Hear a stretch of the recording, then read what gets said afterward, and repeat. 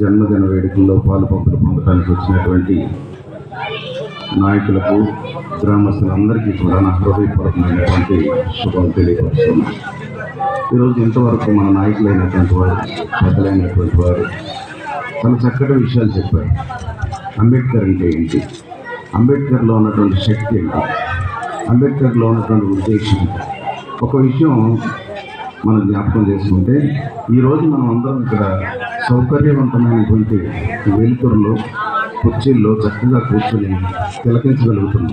కానీ ఒకప్పుడు అంబేద్కర్ అనేటువంటి సమాజం ఉన్నటువంటి పరిస్థితుల్లో రోడ్డు వెంబడి నడిచి వెళ్ళడానికి, రోడ్డు లేనప్పుడు పుంతలు, ఇసుక పుంతలు, నడిచి వెళ్ళడానికి అవకాశం లేనటువంటి పరిస్థితి. అంబేద్కర్ వాస్తవానికి మొదటి నుంచి ఆయన ఏమి పేద వ్యక్తి కాదు. అంబేద్కర్ అనేటువంటి వ్యక్తి మొదటి నుంచి పేద వ్యక్తి కాదు. వాళ్ళ నాన్నగారు సైనిక కులంలో పుట్టినటువంటి వ్యక్తి.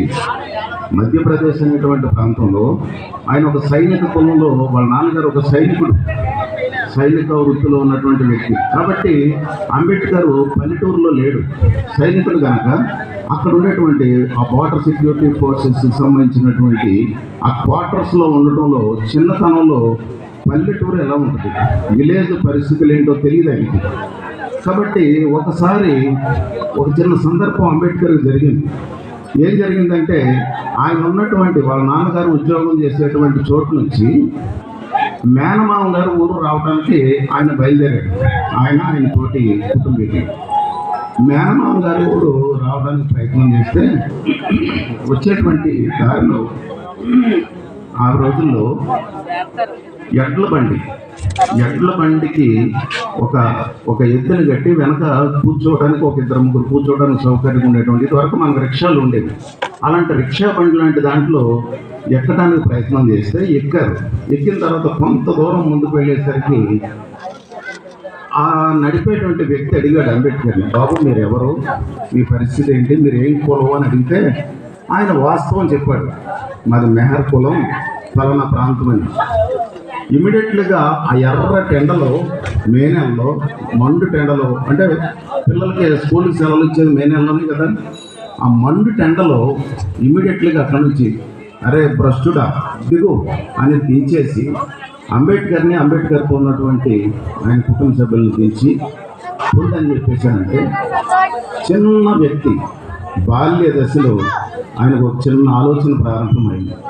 అసలు ఏంటిది, నేను ఎక్కడో చదువుకుంటూ చిన్న బాల్య దశలో మా నాన్నగారు మా కుటుంబంతో ఉన్నాను, నేను ఇక్కడ పల్లె గ్రామం వచ్చేసరికి పల్లె గ్రామంలో ఎలాంటి పరిస్థితి ఉంది, ఏంటిది అని ఆలోచన ప్రారంభమైంది అంబేద్కర్.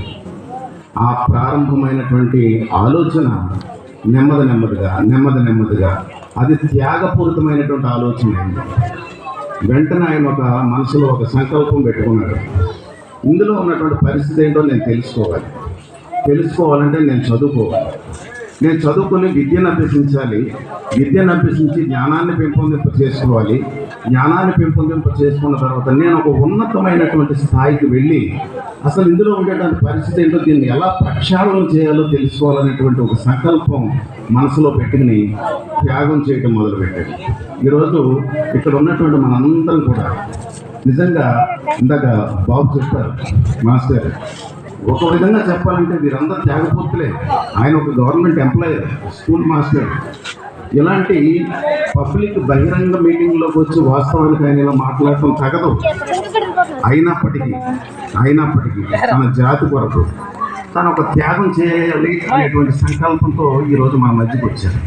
ఆ రోజు అంబేద్కర్ కూడా అలాంటి త్యాగపూరితమైనటువంటి ఆలోచనతో ఏం చేశాడంటే, నా సమాజం కొరకు నేను ఏదో ఒకటి చేయాలనేటువంటి త్యాగపూరితమైన ఆలోచనతో ఆయన ప్రారంభించి నెమ్మదిగా విద్యను అభ్యసించి, అది ప్రాథమిక విద్య దగ్గర నుంచి ఉన్నత విద్య దగ్గర నుంచి ఇంకా అంతకన్నా అత్యున్నతమైనటువంటి విద్య చదువుకుని చివరికి ప్రభుత్వం వారు, అంటే అక్కడ పరిపాలన చేసేటువంటి ప్రభుత్వం వారు, అబ్బాయి అంబేద్కర్ నువ్వెవరో బాగా చదువుతున్నావు, నువ్వు ఒకసారి నా దగ్గరకు వచ్చి కనిపించు అని ప్రభుత్వం వారు కబురు పెట్టించుకుని అతన్ని కూర్చి వాకూపు చేయించుకునేటువంటి స్థాయికి జ్ఞానాన్ని పెంచుకున్నాడు అంబేద్కర్. అక్కడి నుంచి చాలా చరిత్ర ఉంది. వెళ్ళిన తర్వాత ప్రభుత్వ సొమ్ముతో, ప్రభుత్వ ధనంతో తను చదువుకోవడం ప్రారంభించాడు. అక్కడ ఉండేటువంటి ప్రాంతం